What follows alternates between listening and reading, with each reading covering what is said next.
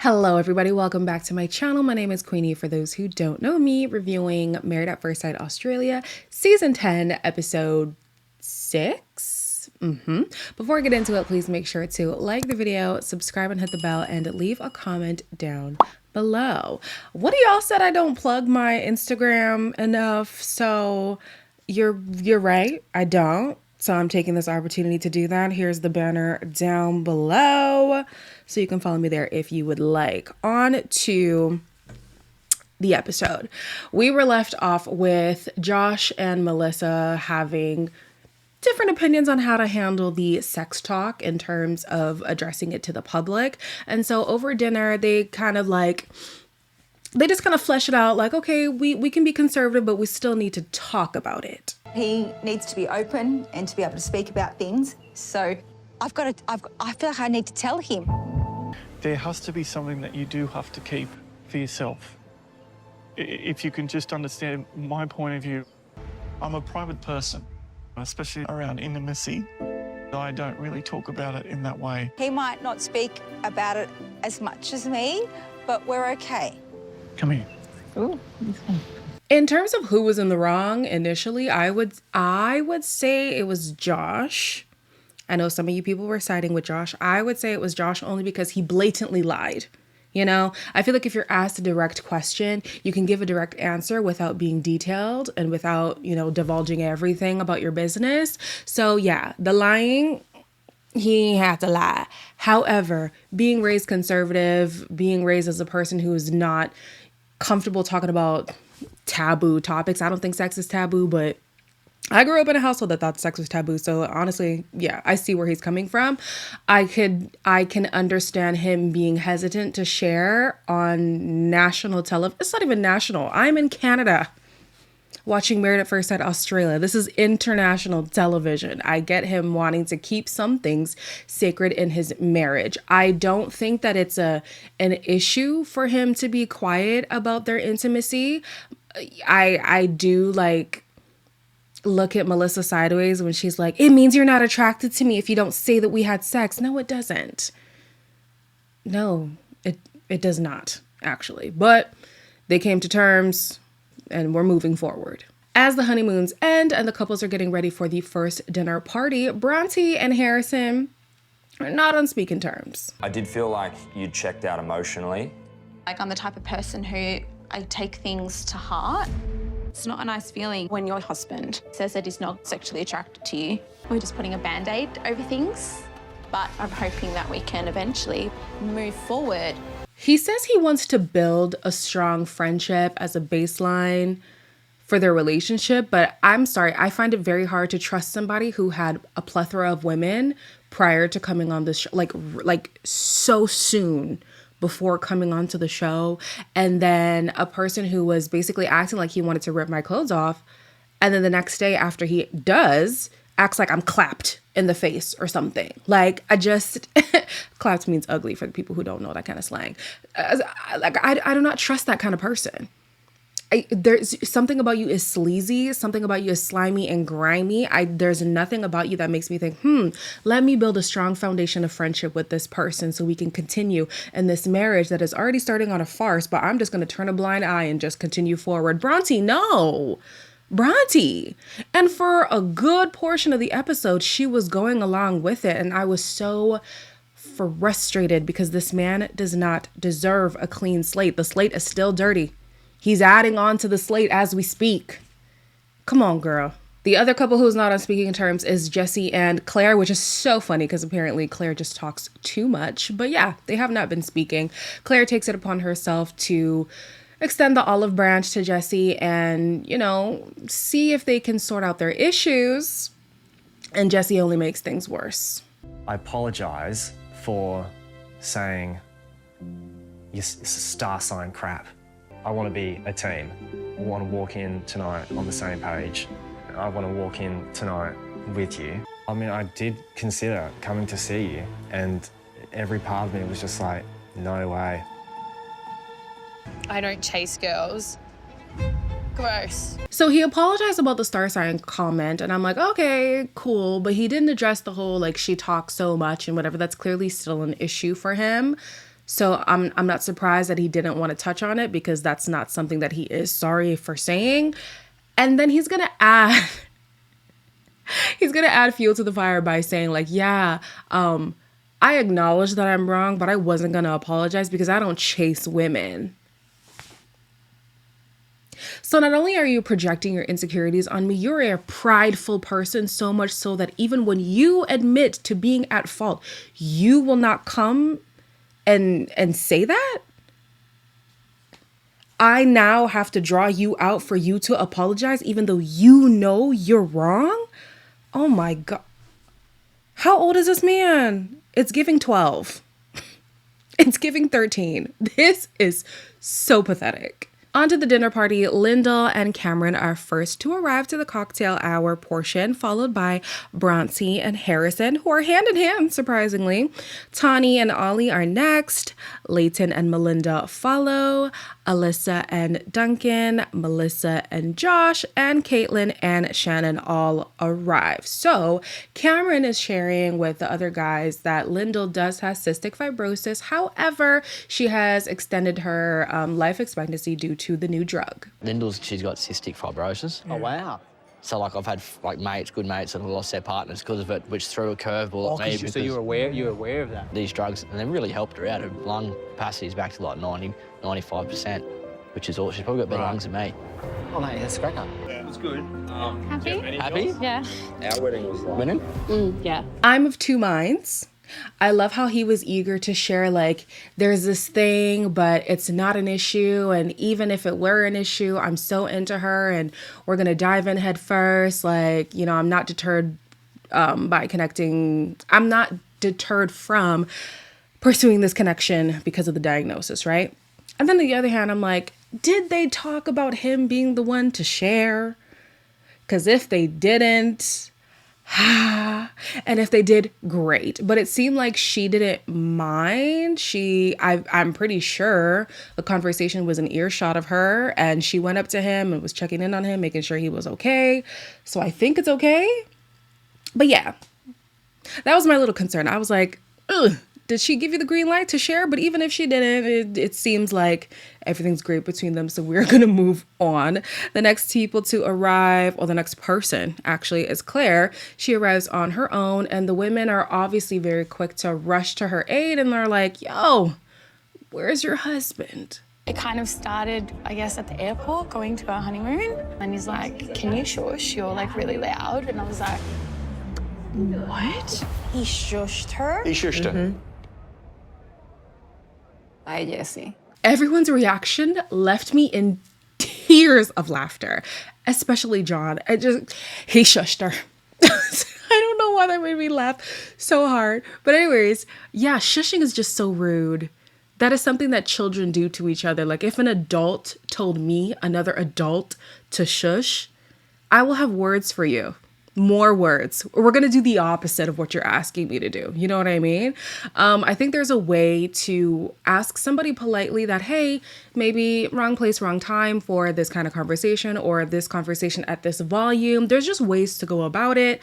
Jesse does not have those tools, I guess. So, yeah. I would have words for him, absolutely. And one of you guys in the comments even said, like, they were on their honeymoon. They're experiencing this new experiment together. They're friggin' married, real or not, whatever. Like, of course she's gonna have a lot to say, like, wow, this is such a beautiful place. Wouldn't you want somebody who is positive and just exudes happiness? But no, Jesse has to be the frickin'... I don't even know, Debbie Downer or something, and rain on her parade. I side with Claire until further notice. Next to join is Dan and Sandy, followed by Janelle and Adam. And last is Jesse, who doesn't even look in Claire's direction, doesn't ask for her, doesn't send for her, nothing. I already just want to like go up to him and be like, hi, you okay? No, wait, like, wait for him to come to you. I can't look desperate. We can go over together. You can give him a beer. I'll say we got you a beer. How are you? Yeah, good. How are you? It's a little bit warm, so.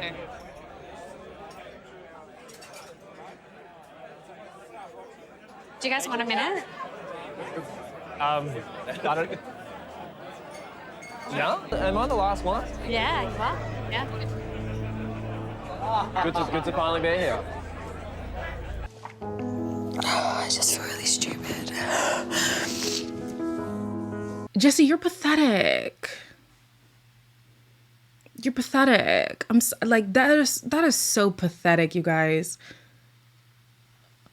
In a room full of people, like you don't even know if he knew like, oh, she was smearing his name or something like that, like okay, fine. But in a room full of people, you don't go and you look for your wife, the one person who you've spent the most time with in this experiment. And then when she comes to you, you don't even like you don't be warm toward. I can't stand this man. As dinner starts, Jesse and Claire are obviously sitting next to each other, but they do not acknowledge each other. I can tell you're not your full self. He's giving me nothing.